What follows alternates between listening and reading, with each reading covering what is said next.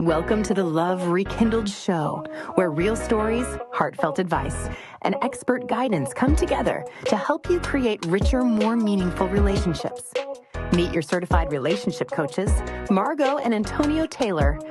Through transformative coaching, informative workshops, and special events, the Love Rekindled community empowers families and couples to grow closer, communicate openly, and embrace the power of love. This is the Love Rekindled Show. Let's begin. Today's show will be about the transformative power of forgiveness in relationships. On this show, we will uncover how letting go of past hurts can pave the way for deeper connection, renewed trust, and lasting love. Today, we have a special guest, Michelle Monet Henderson. She is a certified life and forgiveness coach. She is also an award-winning speaker and author. So we would like, without further ado, to welcome Michelle Monet to the Love Rekindled Show. Thank you. Welcome. Let's get into it. Bless you all for both of you for letting me be here. Absolutely. Well, thanks for coming. We are excited to have you, and we felt like it was super important for our community to know more about you, your work, and what you do. And of course, when I met you, I was just drawn to the thought that, girl, a forgiveness coach. Listen, we all need that. And so not just in our relationships, in our personal lives, in our day-to-day, we need to understand the importance of forgiveness. So we thought it would be amazing to have you on the show. I was so excited. When she said a forgiveness coach, I said, let's do it. Let's do it. Because it's so needed when you would not get through a relationship without at some point having to have some form of forgiveness, whatever it's for. Yes. So, any part. I mean, even in work. Mm-hmm. Absolutely. In personal business, all aspects of your life, you need forgiveness. So, Michelle Monet, tell us a little bit about yourself, what you have going on. Why are you the forgiveness coach? Wow. Okay. So, I started out in relationships, and I felt like that wasn't the thing, that God was leading me towards something else, right? Mm-hmm. And I asked God, what is it that is the center of everything that I've been doing this entire time? And he said, forgiveness. And I was like, wait a minute, that makes sense. Right. It got me chills just thinking about it now. It makes sense because every part of healing, that's right, you have to have forgiveness. Mm-hmm. Mandatory. And I kept seeing a lot of people forgetting that and kind of skating past that. Right. Having conversations like, I can forgive you, but I can't forget. Right. Mm-hmm. That's not true. Right. Things like, well, you know what, I'm on my healing journey, but no, I don't want to see you. Right. I don't want to talk to you. Right. And I feel like this. When you're in a place where true forgiveness is there, you should have the opportunity to be able to break bread with somebody. I agree. Absolutely. I'm not saying that you should chase it. Right. Right? Mm-hmm. But you should definitely get to the place where it's okay. Right. Yeah. And so during that process of going through that, I rebranded I got certified because I went through another divorce. Okay. In the process of going through another divorce, and decided that I needed to really forgive. Right. So that I did not have, because I was having some hateful thoughts. Yeah. And so I went through that process of going through the forgiveness program myself, and found it so insightful. Mm-hmm. I have to get certified. Would you say forgiveness is really for you? I hear people say that all the time. It's not for the other person, it's for you. It's for us. It's personal. It has nothing to do with the other person. You can forgive someone without an apology. Absolutely. You can forgive them without them even knowing. Mm-hmm. As a matter of fact, it should be first.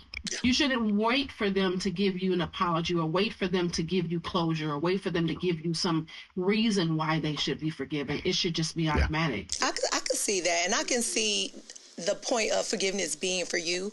I can see how that works, because you have to understand the process of when you're dealing with something, you've been hurt, or you're dealing with a betrayal, that weight is weighted and it's sitting on you. So that is a great point that you brought up, is understanding that the forgiveness first starts with you. And I think that is such a valuable tip, guys. Like, listen, we stress ourselves out about a lot of things that we deal with, but ultimately we wait for people to validate our feelings, and we wait for others to give the forgiveness when we should give it ourselves. Just give it. I think that's amazing. I'm sorry. No, you go ahead. The moment that you find yourself, and I want to be very clear, because we can't pretend like the hurt never happened. Correct. So we go through that process, and I always tell people, because they always say, Coach, how do I do this? How do I get over this? And they always give me different scenarios. Their mother, their father, their auntie, their sister, their brother, their husband, their wife. They give different scenarios, but they still, it's going to be the same. How do you heal your body? Yeah. If I fell down and busted my knee open to the white meat, what am I going to do? What's the healing process? The same thing. Our bodies heal the exact same way our hearts and our souls does. I love that. Let me ask you this. What would you recommend for someone to do to heal? And we'll use something just clear as cheating, infidelity. What do that process of healing look like, if I can just ask you that? And that's exactly what that is. It's the same way as your body heals. What would you do? And so I get people to get that buy-in, because, in order for you to get to the place where you're healing, you have to, people don't listen to what you say. They have to resonate with it. That makes sense. It has to be relatable. It has to be relatable. Yeah, I agree. So how do I relate that to you? Ask you, what would be the first thing that you do, Antonio? What would be the first thing you do, Margot, if you fell down and hurt yourself? The first thing I'll do is assess. I'll look and see, what did I hurt? How bad did I hurt it? And how much help I need to heal it or fix it. And my process would be immediately to clean it up. That would be my first plot, to evaluate it and clean it up. But let's back up a little bit. The very first thing you're going to do is scream, holler, cuss. And shock. Yeah, absolutely. That's the emotion. Right. So you have to see you have to feel the emotion. And so a lot of people try to get past that. They want to suppress the emotion, but you can't, because you can't heal what you can't feel. Right. And so if I agree. don't feel the emotion, if I don't go through that, whatever that is, then I can't process. I'm gonna skip through some other stuff too. Correct. So what I'm hearing you say, you got to sit in it a little bit. You have to sit in it. You have to feel the emotion. You have to feel it. FEEL it instead of FILL it. Try to FILL it. Yeah. You can't do that. Yeah. Do that. All you're doing is you're compacting it. And you'll see it again. So do you, in your experience, do you feel like oftentimes that when people are in relation and they experience that, that they may skip that step? Do you think that happens often? Absolutely. Yeah. Absolutely. Because it's shame, it's guilt, it's embarrassing, it's anger, it's all the things that people don't want to experience, because they feel like I'm hurting already. Now, why do I have to put more on it? Well, I have to deal with it. Exactly, but you have to deal with it. If you don't deal with it, you won't heal. It won't heal. And so let me ask you this. When it comes to relationships in that space, when you're dealing with forgiveness, I know a lot of times Antonio and I, when we meet with our clients, we have conversations about things that they've endured, things that they're dealing with, things that they have going on. A lot of times what we notice in relationships, people have resentment, like the silent resentment of things that has occurred in a relationship, but I haven't told you that this bothered me, but I am bothered. I am shaken to my core with this. And I haven't found a safe space to talk about it or discuss it, but I'm feeling some type of way about you big time. How do you really tackle those issues in relationships? Because that is so common. Yeah. It is very common. One of the things that I tell my clients to do, they have to find a pattern. You can't heal what you can't feel. So you have to journal. And a lot of people are so afraid of journaling that they want to do it. They may not know what to do with it. And I found even in some of the clients I've dealt with that people just vent to their book. You can't do that. You have to vent to find the patterns. So you're venting, you're pouring out. After that 7-day mark, now you need to come in and say, okay, let me look at this. Right. Find the patterns. So one of the things you have to do when that person is sitting in a resentment, so they can come out of that, is what are the patterns? What I'm acknowledging that I feel some kind of way about you. I don't even like seeing you right now. Right. I smelled your cologne when you walked through the door. Like, why are you here? Right. You had your mama house to go to. Right. Right. So, you go through that process and you're like, wait a minute. Okay, so why am I feeling this way? And instead of you thinking automatically that it's somebody else, that person that hurt you, go inward. Love that. What's happening with me? Why am I triggered? Yeah. Why am I feeling this way? Person in the mirror. That usually will solve a lot of your problems as well. I love that. And also with doing that, I think the point that we brought up earlier with allowing yourself to feel, acknowledging the feelings that you're processing and you're feeling. But also one key thing, I love to talk about this because this was definitely a struggle for me, is the vulnerability piece, right? Because in so many aspects of relationships and in so many aspects of growing and healing, there's a point where you have to be vulnerable. Yeah. And a lot of people like myself really struggles with being vulnerable.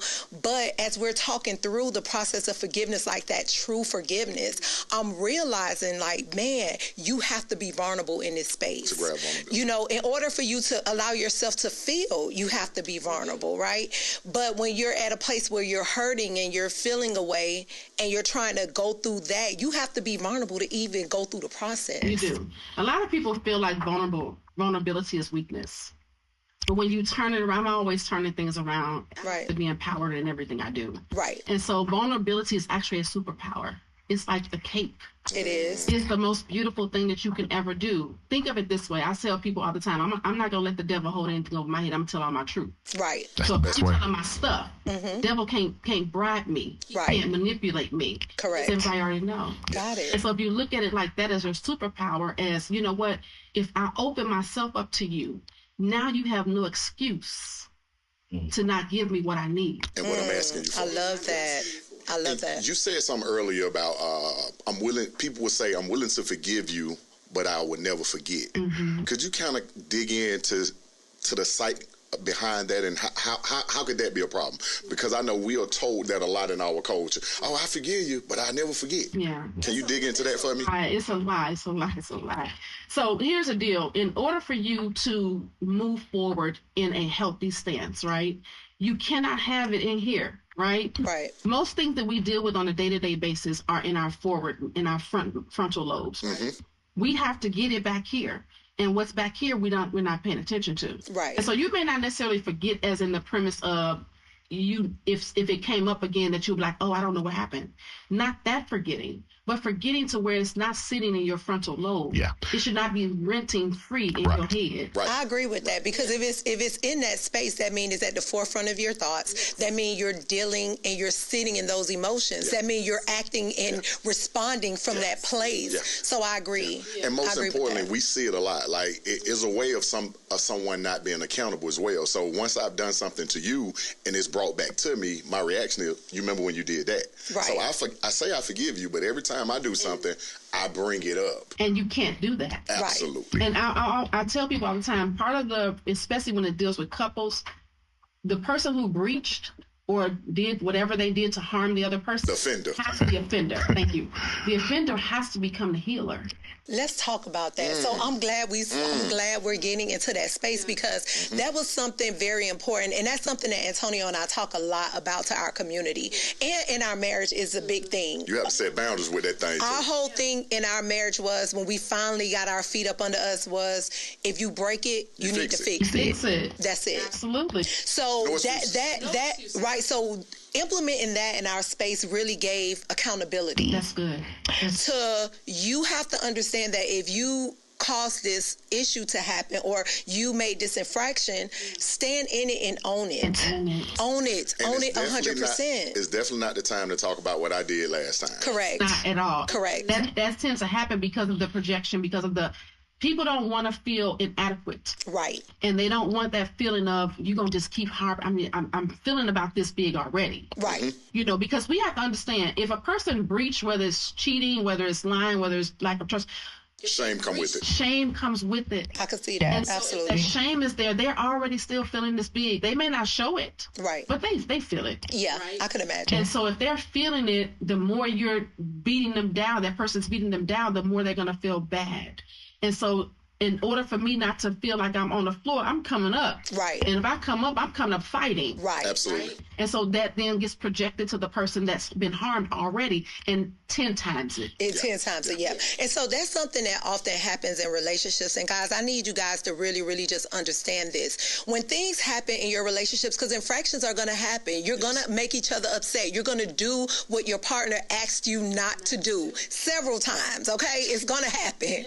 But what I'm telling you is that you have to understand that, first of all, in your relationship, when it comes to issues issues happening, you have to be vulnerable, right? You have to open your heart and mind up in both of you, not just the one who was the offender. You also have to understand when you have been victimized or you have experienced something, you have to still have your heart and mind open because you are still connected to the union. However, even in that space, you have to understand that if you are the offender and you are the one that have posed hurt or harm or discomfort or betrayal onto your partner, you have to do the work to fix it. And a lot of times, you know, you want to put that, well, I already said I'm sorry. Yeah. I told you 3 days. We've been talking about this 4 days. Sometimes you have to understand we may be dealing with this for 6 months. Or a year. Or a year. Or 2. And so here's the deal. There's work on both parts, and a lot of people don't talk about the work on both parts. Let's talk about it. That other person, the person who has been harmed, also has worked. Correct. They have to self-soothe. Yes. So I tell my clients, I've done this with several different clients who have had really, real bad, like infidelity,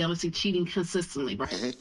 And I tell them, I said, this is what I want you to do. I want you to sit out at the round table, and I want you to powwow it out. Before you get there, I want you to plan this. Don't do this sporadically. I want you to plan this because I need you to come with questions. Right. And every question that she got down or he got down, because men are not the only ones that cheat. Right. Absolutely. 20% of we cheat more. 20. Come with the numbers. Come with the numbers. Just good at doing it. 28% more cheating. Wow, ladies. Say it again. Give us numbers again. Good at it. It's sad to say, but we're better at it. And so I tell them, I want you to plan this. Make a date of it. I don't want the kids around. I don't want the mama and whoever else, everybody. If you got to go to a public place, because you typically are not going to get rowdy at a public place. Correct. So you go to a public place, you bring these questions, and you powwow it out. You answer every question, but make sure that you don't answer the questions you're not ready for. Let's talk about that. You gotta because sometimes you can do that, and sometimes when you're in the emotional space and dealing with your heart being broken and dealing with the betrayal, you tend to dive in the water, and that's not what you want. And you're not emotionally ready and healthy to really deal with that. But the thing is this, and I get what we're talking about as far as being ready to hear the answer. Mm-hmm. But a lot of times if you're in that hurt space, right, and you're thinking over your life, right, because infidelity or betrayal with your partner or your significant other is a real big deal. And it causes you to kind of look over everything. It causes you to look at the whole relationship as a whole. Right. And so at the end of the day, like, you have to understand that it's important that you look inward, like you said, when you have been hurt. Because you're right, a lot of times we talk about the offender and we don't talk about the work that the person who's been victimized in the relationship has to do. And the thing is that be honest. You have to. And truthful about what is it that you want. So I want to ask you this. In relationships, when things like this happen, do you feel like the victim in the relationship knows immediately if they're willing to put in the work to save the relationship, or if at that point they say, this is a hard no for me? I think that they're not sure. I think that most times they're not sure. Mm-hmm. The reason why is because they're too emotional. I say this all the time. Wisdom and emotion do not reside in the same moment at the same time. I can see that. So if you're thinking in your logic, you have to come out of that emotion. Right. So I have an acronym. I love acronyms. You'll hear me talk about many of them. So I have a STAR acronym. We all want to be a star when we're kids, right? Mm-hmm. STAR: stop, think, assess, respond, and don't react. So in order to come out of that emotion, you have to stop. And some of that stopping is, let me not be emotional right now. Let me not think about what's happening right now. Let me not deal with this so that I can think about this whole situation. Right. You may not know right away if it's a hard no. Mm-hmm. If it's let me think about it. You trying to deal with the shock of this whole situation. Correct. Right? Mm-hmm. So after the shock has now weighing over, now you're trying to figure out, well, can I trust you again? Yeah. Because I'm gonna tell you something, and this is just to give you a personal situation. There was a time in a previous divorce where I went through where found out that this ex-husband was living on the down low. Wow. And had contracted HIV. Okay. God, that I don't have it. The Lord has, thank God, amen, kept me up from that.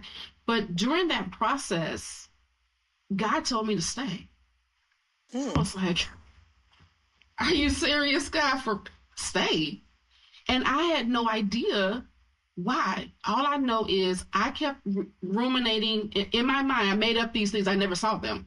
I saw him in these acts in my brain, and I couldn't deal with it. And I said, Lord, I understand. I need you to let me out of this. And so during the 45 days of me going through the process of, do I stay? Do I be obedient to the Lord when he told me to stay? Or do I just walk away? And God told me, he said, whether you stay or whether you go, it's still a process. And that is true. That's true. Because it wasn't about him. Yes. It wasn't about him. It was about me. And even, you're like, well, wait a minute. How was that about me when he was out here cheating with men? Right. Like, how was it ever about me? It wasn't about what the process, what the situation was. It was about how I responded. Yep. And how you move forward. And how I move forward. Yep. Because there was ministry that came out of that. And much of Coach Michelle Monet came out of that. Oh, yeah. One thing about it, honey, the diamonds are made in the rough. The diamonds are made in the rough. And ultimately, you can't position yourself to be the coach you are today if you ain't been through some things, right? And I tell people that all the time. You go through the things that you go through so that you can tell your story, so that you can empower and uplift other people. But being in that situation, wow, that is deep. Yeah. Because in my natural self and in my natural eye, I'm saying to myself, oh, that happened to me, I'm out. I'm out the night, the day, this moment, instantly. And I don't ever want to talk to you no more. It's a wrap. So, I mean, just even for you to have your heart and mind open to even hear what God was speaking to you in that time is like super awesome, because that's and it says a lot about you. Absolutely. Like you say, it's funny how you say it's about me. It says a lot about you, the way you was able to stand 10 toes down and really just handle that situation. And that was a great example, guys, of looking inward. That was a great example of looking inward, because ultimately, like I was sitting here saying, honey, my stuff would have been gone today, okay? But just the fact that she was able to look inward and say, you know what, Michelle Monet, it's some things you need to sit in this moment. It's some things that you really need to look at, and that is so important. Absolutely. And it helps you navigate as you move forward. It does, because see, here's the thing. I had to learn some things about myself. I had to, here's the deal. We took on assignments, right, to get here. Right. All of us. All of us.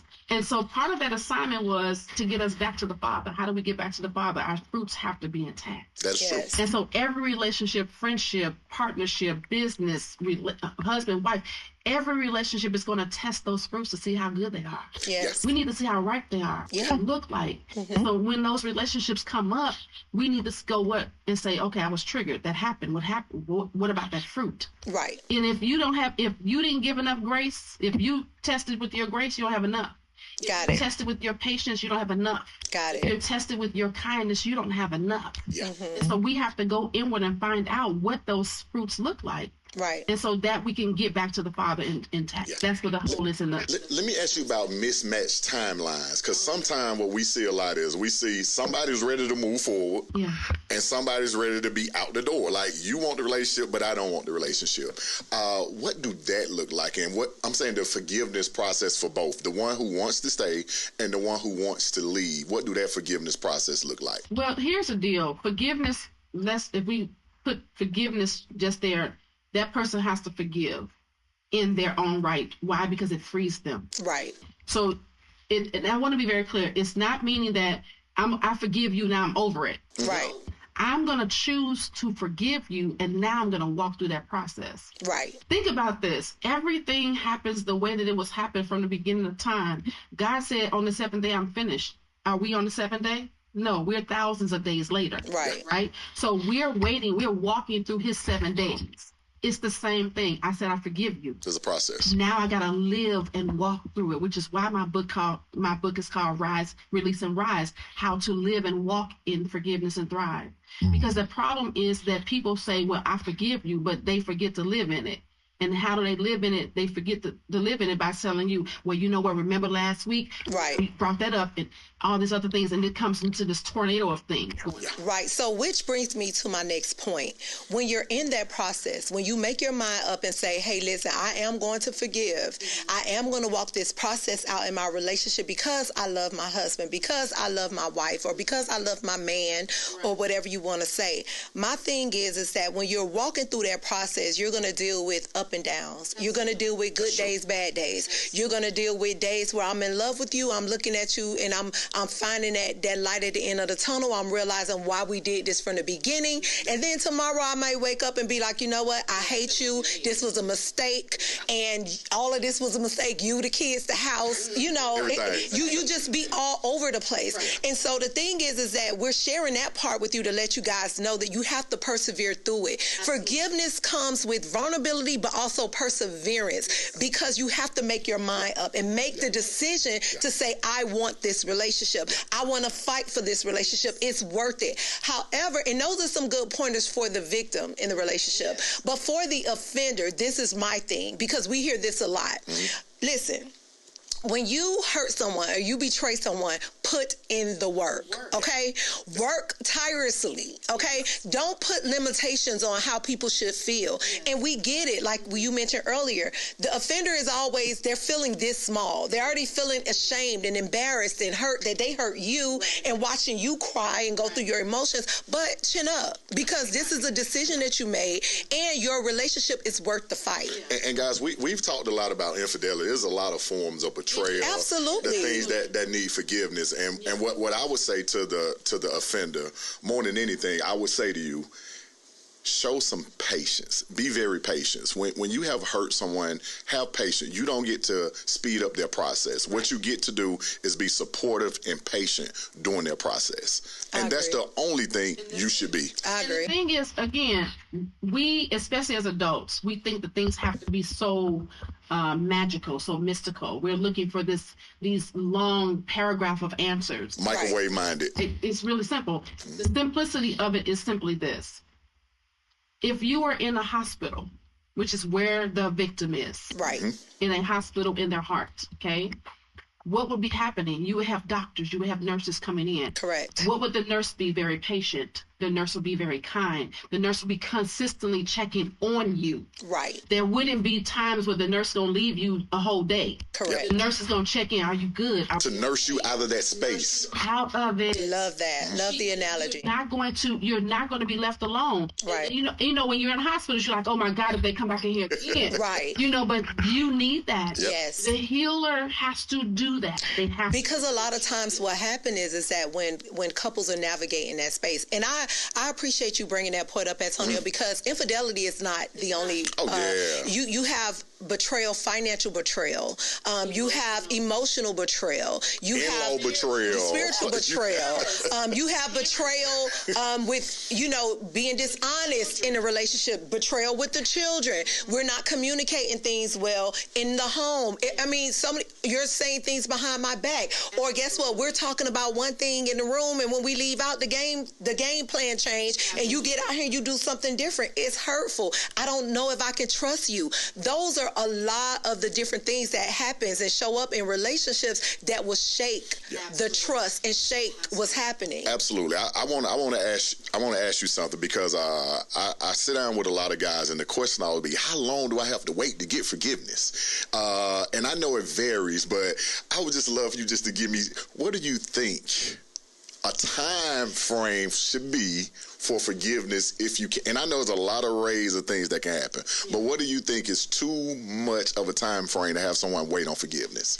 Okay, so forgiveness should be that part where that person has decided to forgive. Right. Mm-hmm. Living and walking through the forgiveness is a totally different process. Another process. And it depends on the victim. Because if you get somebody who got ran over by a bus, their healing process is different than someone who broke their finger. Right, exactly. I'm trying to get the guys answer. I'm trying to get them answer. What you have to tell the men, Antonio, is this. It really just depends on how bad you messed up or how bad you hurt your person, because... Or not even just... Or how fast you're willing to fix it, too. Or you can't even do that. Because you can't rush the victim. You can't rush the other person. The thing is that you have to know who you're dealing with. That's right. You need to stop thinking that... one of the coaches that I used to do another show with always used to say, love who you're in front of. Because so typically what we do is we try to pile up our past relationships and how we've dealt with situations in our past. Absolutely. Who are you dealing with today? Correct. Right. How is your person? Are they sensitive? Are they strong-minded? Are they strong-willed? Are they a person that's stubborn? who are you dealing with? That will determine how long. And if you know that your wife, you can't get her to get out of bed when you want her to get out of bed, then you're not going to get her to heal when you want her to heal. That's right. So I hear the answer. The answer is it's all about who you chose. I got you.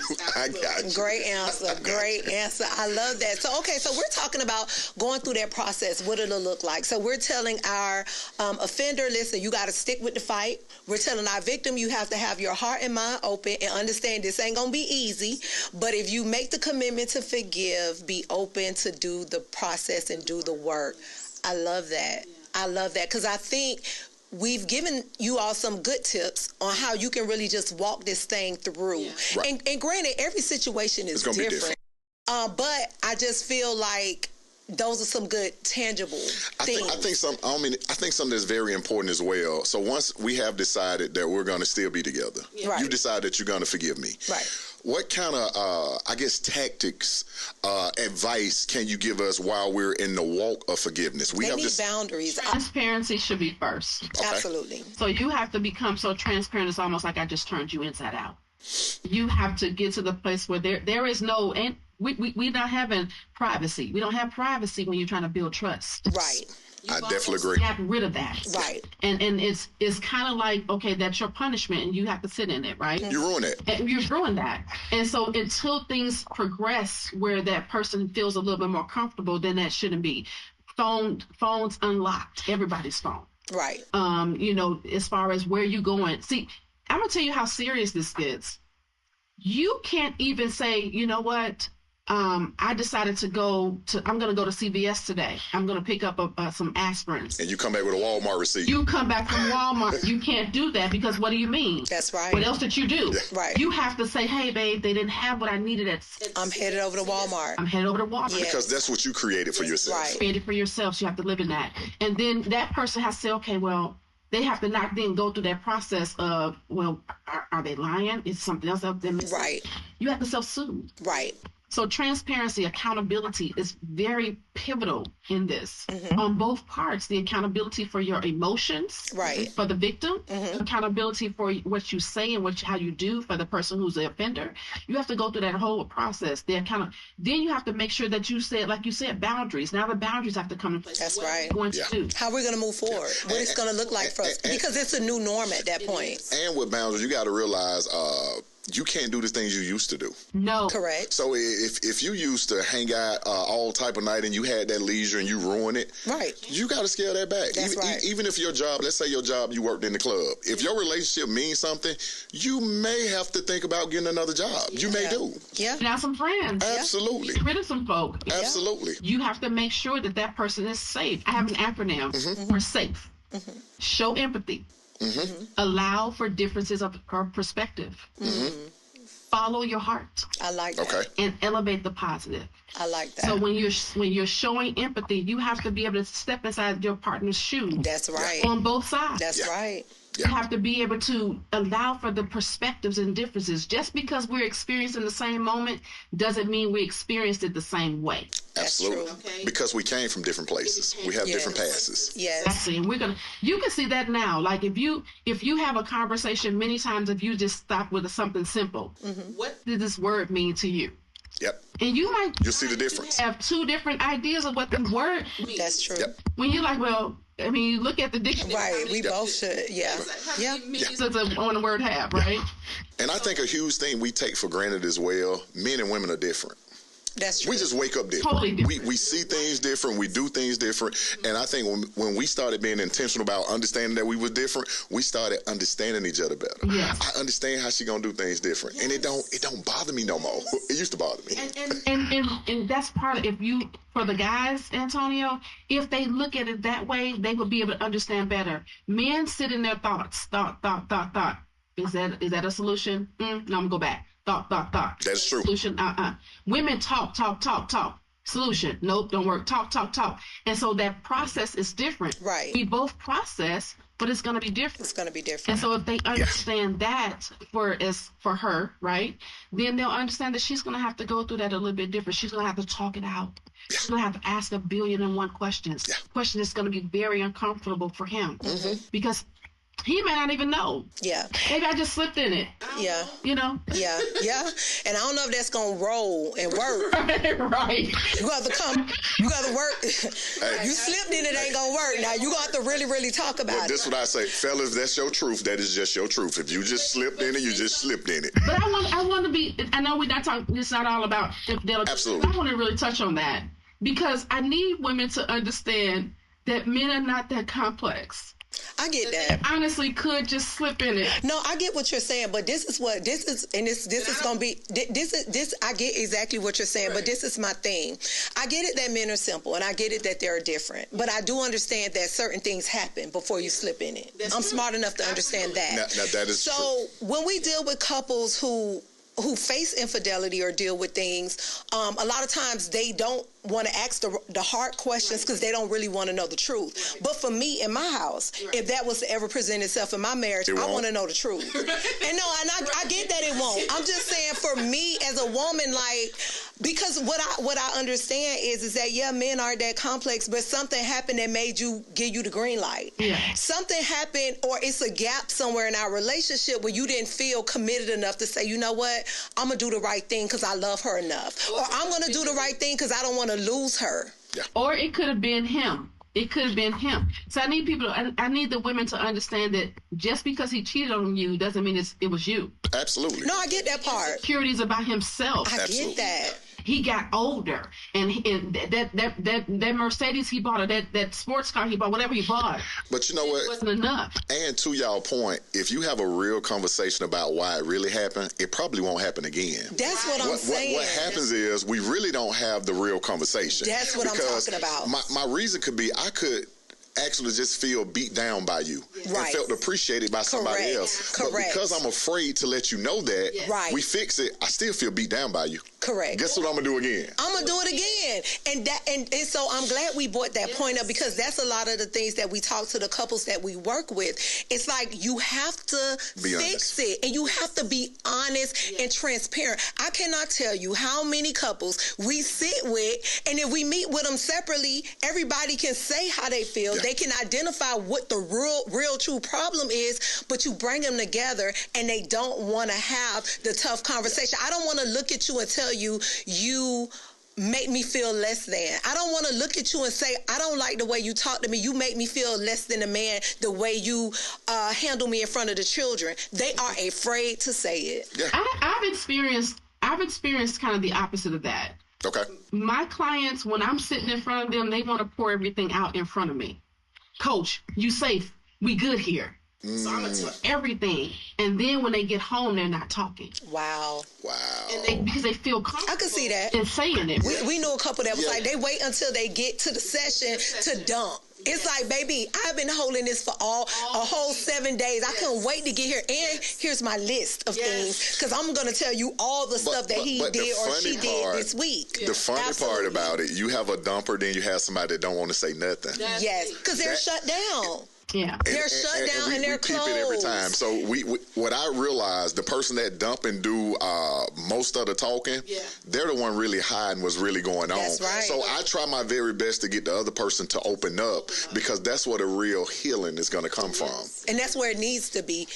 The person who's quiet, they're shut down and beat down most of the time for our observation. And then you have that partner who has so much to say, And so we, at the end of the day, guys, like the truth is important, is essential, is vital to your relationship lasting. Getting caught up with something, and again, lying to your wife about paying the mortgage and the mortgage is not being paid, guys, it's not the move. Yeah. Not being honest about you giving your mother $1,000 or $1,500 out the savings account that your wife ain't looked at in a while because your mama needed to pay her mortgage and you ain't tell your wife. You can't do it. Or taking the kids off punishment without talking to that is unacceptable. There's a lot of stuff. Yeah. See, a lot of people, here's the deal. I think that most of the challenges with that is people don't know how to talk. we think because we're adults that we should know how to effectively communicate. 85% of people think they're effective communicators. 69% of them are liars. Yeah. How do I know that? Because it's a whole divorce rate of 69% of people. Absolutely. Right. And so if they were able to effectively communicate, if they were effectively communicated in the dating stage and they felt like they weren't supposed to be together, they would have gotten married. Yeah, they would ask the right question to realize we're not compatible. Right. In the marriage, they would have realized that they needed to talk more, because they would have known, I have some feelings towards you because you don't let me talk. You keep over talking me. Right. I have some feelings towards you because you're not tapping into my emotional love language. Love that. I got some feelings about you because every time I say something, you don't value what I say. Right. And it's funny, most of to the your time when point, those points come out, you're arguing. Yep. We're going back to I'm not hearing nothing you're saying. Yeah. You're not hearing nothing. Yeah. I'm saying I'm venting and I'm telling you, but it's not done where we're sitting down, where our hearts and minds are open, where we can hear each other. Arguing with each other. You're not listen, y'all. Y'all are not enemies. That's right. You are not your partner's enemy. Go back to why would you have gotten with them if you thought they were your enemy? No, you wouldn't. Right. Absolutely. Right. And I think me and Margot, we really got to a great place at the moment we can have uncomfortable conversations. Right. At the moment I can tell you I don't like the way you talk to me. At the moment she can tell me I need to stop denying everything. At the moment we was able to have those conversations and not just saying it. The biggest part about communication is me grabbing what she's telling me. Right. Everybody know how to tell you how they feel. Right. But can you hear how I feel? Right. And once you start hearing how your partner feel, your relationship is going to change. Absolutely. It's going to change. And it's going to change overnight. Yeah. Effective communication means that I can convey the information to the hearer the way that they need to receive it. Yep. Love That's that. what it means. The burden of proof is on me. Yep. On the person who's communicating. Absolutely. Correct. So here's the deal. If I go back and you say, Mark, you say, I don't understand. It's not for me to go, what you mean you don't understand? Right. Stupid, what's wrong with that? Correct. No, me go back and say, Michelle Monet, you didn't say it right. That's right. Yep. You didn't tap into Margot's love language. Right. You didn't tap into how she would hear it. So I need to go back and figure it out. I think that's a great point that you both brought up about effective communication, because we talk about it all the time. Yeah. That's the going rate. And just with the whole forgiveness thing, man, I love the thought that we were able to touch on all the things. We talked about the different infractions that could happen. We talked about the offender. We talked about the victim. We talked about the process. We talked about being vulnerable. We talked about building a trust. And we gave you guys some actionable tools on what you can do to have those real hard conversations, right? The effective communication, and also setting the boundaries, okay, for you to move on and for your new life to look the way that it needs to look. Listen, not all infractions require for your relationship to be rebuilt from the ground up, but there are some that does. And in that point, when you realize that your relationship is in that space, make sure that you be vigilant to the things that you need to adhere to rekindle your love, to love each other, to find your way back. And so, Michelle Monet, we appreciate you for coming to join us on the Love Rekindled Show. You shared so many jewels. You gave our community so much information, guys. She is amazing. So, Michelle Monet, I'm going to ask you, do you have anything closing for our community that you want to share with our audience that you want them to know before you leave the Love Rekindled Show? I do. I want to go back to the safe. We didn't hit the E. Elevate that positive. Yes. You got to get to the place you start to be grateful for your partner. Even the small things. If you cannot find things that I'm grateful for their shoes if you can't figure nothing else. Mm-hmm. But you have to be able to elevate the positives. If you keep talking about the negatives of your partner, you'll never be able to heal. But I really want you all to check out I have a book called Release and Rise. Masterpiece. Listen, guys, it is amazing. I had the opportunity to read it. You make sure you grab it. This is going to teach you how I go through the entire framework of how to actually forgive. Not just telling you that you need to do it, but showing you how to walk through that thing so that you can live and walk in forgiveness. When you get to that point where you know how to forgive so that you can walk in it, that's when it really sticks. Amen. Yes. Well, I love that. And Michelle Monet, let our audience know how that they can find you. How can they connect with you? You can find the book, Release and Rise, How to Live and Walk in Forgiveness, on Amazon. It is on Amazon. You can find me on all social media platforms at Coach Michelle Monet and my website at www.coachmichellemonet.com. Well, great. Well, guys, listen. You guys know how to find Michelle Monet, and she was amazing. Your forgiveness coach. Thank you guys so much for joining us. Much. And today's show is powered by Platinum Luxury Fleet, the SIP Social Investment Group, and Pierre Brandon Group. Thank you for joining us here on the Love Rekindled Show. We hope today's conversation left you feeling inspired, encouraged, and ready to pour more understanding, patience, and love into your relationships. Until we see y'all next time. Until next time.